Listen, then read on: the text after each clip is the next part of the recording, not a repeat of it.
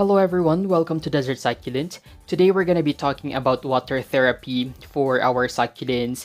And if hindi nyo pa napanood yung part 1 ng video na to, I think you would appreciate this video if napanood nyo nga yung ating part 1 nito so you can better understand kung ano nga ba ang nangyari sa ating mga succulents. And for the first 24 hours, kinuha ko lang sila doon sa area kung saan sila located and hindi ko muna sila water therapy.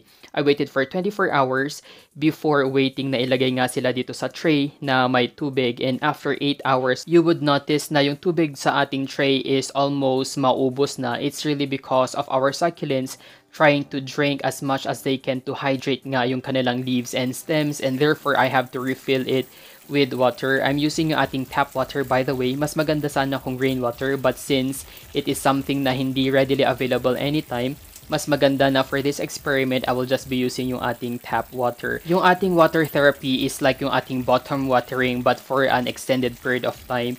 Pag bottom watering kasi, usually it would take about 30 minutes to an hour and that's enough. But for water therapy, it's only used for those severely dehydrated na mga succulent wherein kailangan na naka-bottom watering sila for 2 days, 3 days to 5 days or more depending nga. And for the first day and the second day, there's no significant changes sa kanila. On the third day, doon ko na napansin na may improvement naman na sa ating mga succulents, like our painted frills na nag-open na siya before, diba? Para siyang extremely dehydrated na hindi mo maintindihan. Yung ating silver queen, nag-open na siya. If you can remember, sobrang naka-close itong kanyang mga rosettes.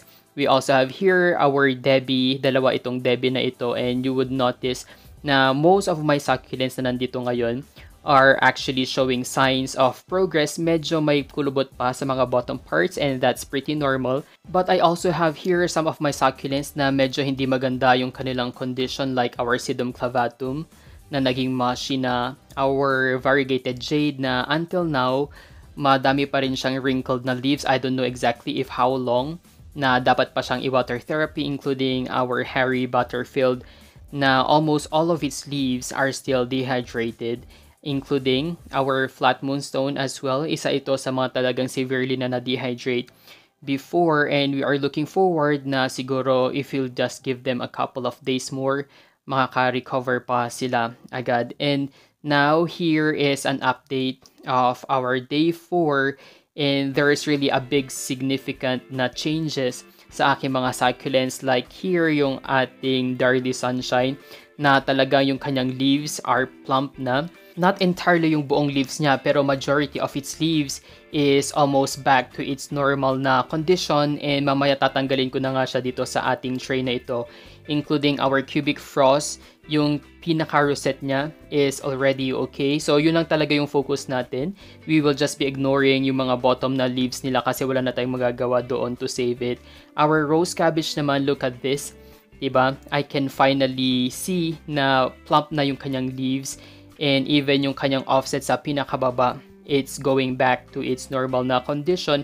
But here, yung ating variegated na kiwi, I think there is no improvement at all. For our day 5 to 7, mapapansin niyo na paunti ng paunti yung ating mga succulents na under our water therapy experiment, kasi nga yung mga naka-recover na, tinanggal ko na sila dito to avoid yung ating overwatering. I decided to show them to you one by one again para we can easily see and compare yung before and after ng ating mga succulents. Our Darly Sunshine, parang wala na masyadong evidence ng kanyang pinagdahanan na dehydration. Yung kanyang leaves are already plump after 7 days nga nung ating water therapy. Usually kasi pala, if magwa-water therapy tayo, dapat tatanggalin natin yung kanyang soil, and yung kanyang roots is ilulubog natin nga sa container na may tubig. Pero since napakadaming mga succulents ko na affected, I cannot really do that. It's not really that convenient. Kaya ang ginawa na lang natin is yung ating bottom watering na literally itong ating buong pot kung saan man siya nakalagay, yun lang yung nakalubog sa tubig, and so far okay naman siya, diba? Kumbaga, this is something na mas convenient kaysa naman tatanggalin pa natin completely yung soil ng ating mga succulents. And now that it has recovered after 7 days, pwede na natin siya ulit ilagay doon sa area kung saan siya located.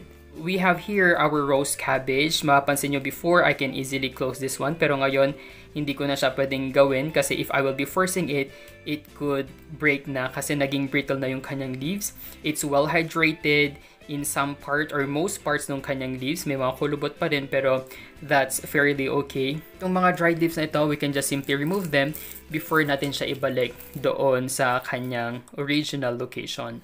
Hindi rin magpapahuli yung ating Silver Queen na nag-open na nga yung kanyang rosettes unlike before na talagang naka-close siya.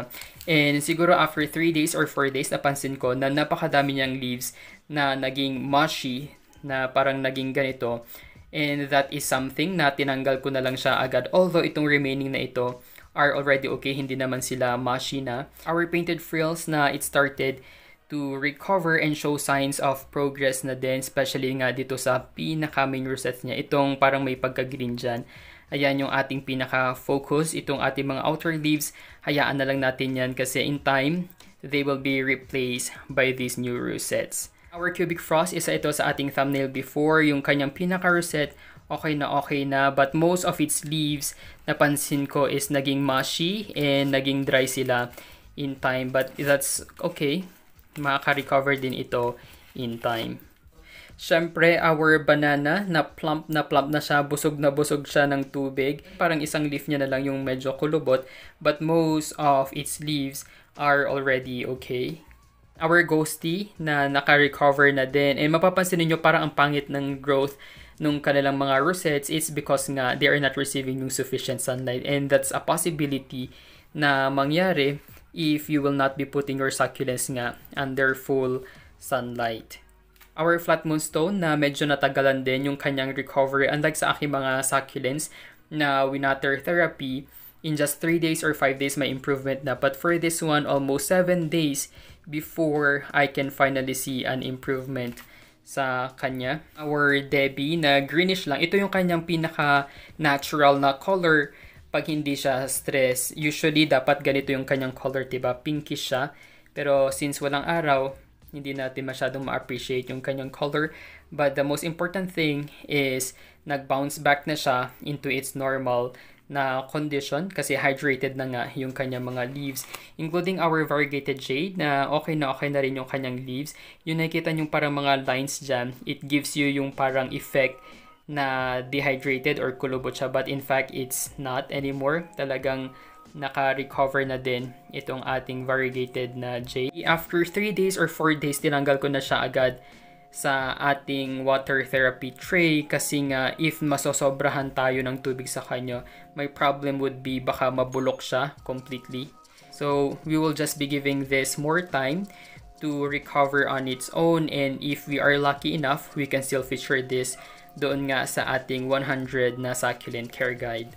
Our Harry Butterfield, okay naman na, diba? As compared dati na entirely, kahit itong mga ito are dry, pero sa ngayon, may mga parts na dehydrated, may mga parts na naka-fully recovered. Just imagine naman kasi, ang dami niyang leaves na kailangan niyang i-hydrate. And I stopped na i-water therapy siya kasi nga dito sa pinaka-bottom na part, nagkaroon na nga tayo ng mga mushy leaves, something na kinakatakutan ko. I'm afraid na yung buong succulent na to would be overwatered. Kaya it's best na i-stop na natin yung kanyang water therapy and let it recover slowly on its own.